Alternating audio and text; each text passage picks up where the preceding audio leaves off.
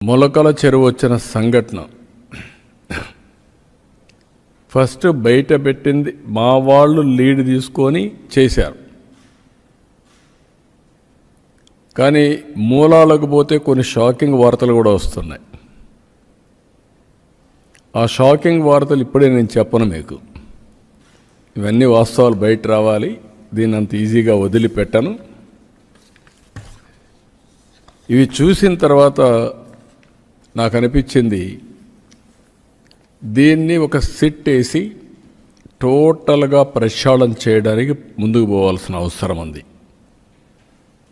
అందుకే GVG Ashok Kumar IPS IGP Eluru range,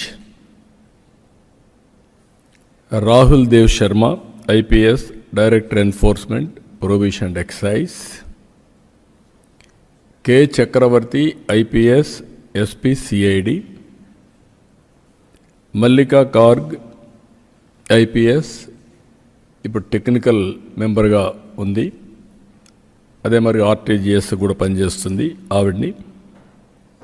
ఈ నలుగురిని ఎక్సైజ్ డిపార్ట్మెంట్లో ఇంకొకరిని తీసుకొని, అనుభవం ఉండే సబ్జెక్ట్ ఎక్స్పర్ట్ని ఒకరు తీసుకొని, వీళ్ళందరూ కలిసి ఏం జరిగిందో మొత్తం